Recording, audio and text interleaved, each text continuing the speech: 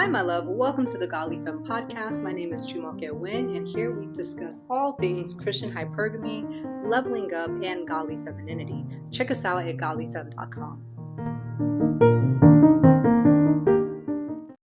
Hi, my love. So today I'm going to teach you about why you should treat homemaking as a job.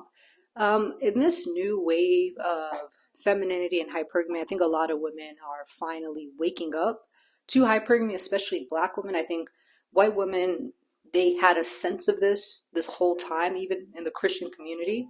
That's part of the reason why I revamped Godly Femme, especially after I got married, because if a lot of you who may or may not know, I'm a stay-at-home wife, mom, I'm a homemaker, okay?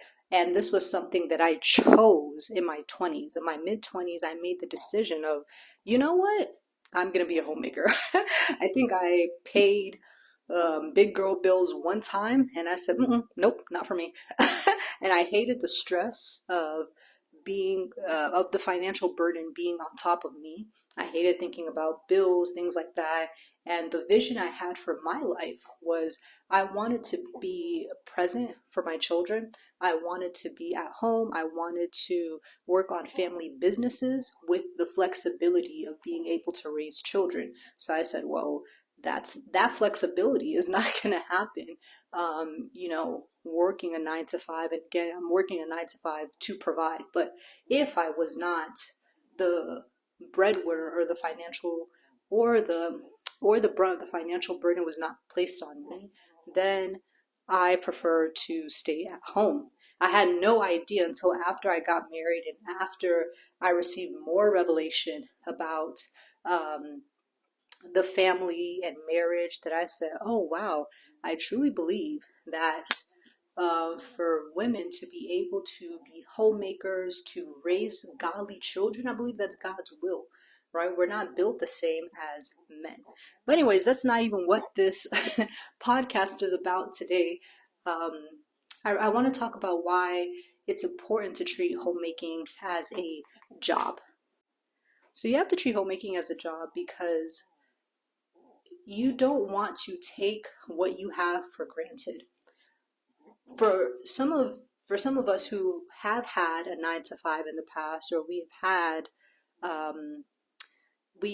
had jobs that we were required to carry the brunt of the financial burden, we had to get up at a certain time. We had to be presentable for the job. We had to look like we're going to that job, right? If you didn't look like you're going to that job, especially this is before COVID and hybrid and remote, when you actually had to show up to meetings or you had to show up to the job, you had a uniform that you wear.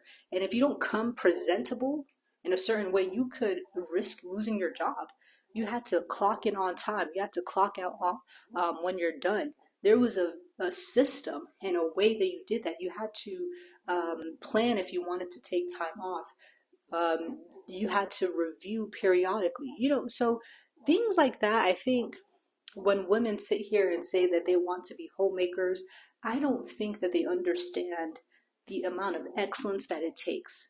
And there is a new deception that women are falling into and being deceived when they think that trad wife is the same as biblical wife, and it's not the same, right? A lot of women are being confused and thinking trad wife, hypergamy, all this stuff means, and soft life means that you don't do any work.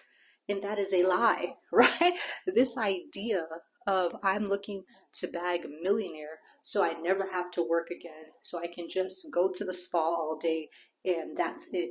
No, my love, you have a purpose here on this earth. You have something that is within you.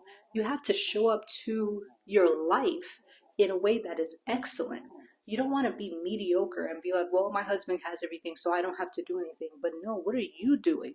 It's important that when you get up at a certain time.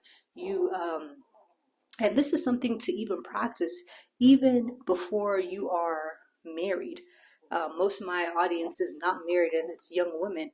Even if you're not married, you need to develop that skill and that excellence today. Do not sit here and think that, oh, I'm going to bag a millionaire, or I'm going to bag, not even a millionaire, let's just say a provider man, right? Because my husband is not a millionaire, but he is a provider. Let's say that you do interact with a man who is traditional, who wants to provide, but you don't have the skill. You don't have the skill, right? You're waking up at noon. You don't take yourself seriously. You don't take your health seriously. You don't sharpen certain skills that would help build your family and to be a good helpmate to your husband. I don't think that's right. And I think that we have to get out of that deception and this fairy tale land that somebody's going to come and save us. No, you still have a job to do on this earth, and you need to show up in a way that you are serious, right? Show up well for your family. Show up well for your husband. Show up well for your kids. Don't take your husband for granted. Don't take, even how you look at home.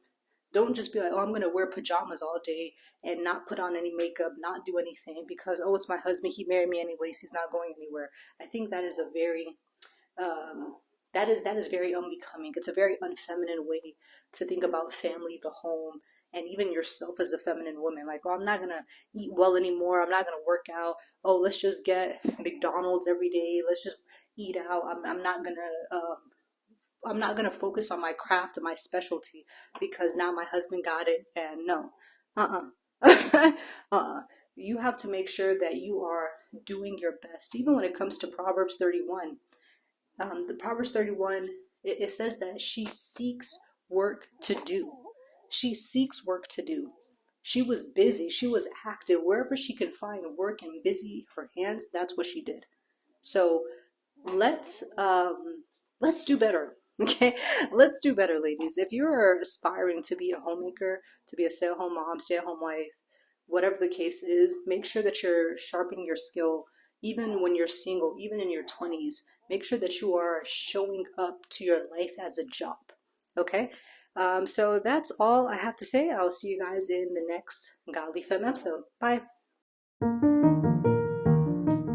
Thank you so much for listening to the Godly Femme podcast. If you would like more help in your femininity journey, make sure that you do sign up for our 7-day Godly Femininity Challenge, and also that you join our free Facebook mentorship group, Black Hypergamous Christian Women. All the details are in the description.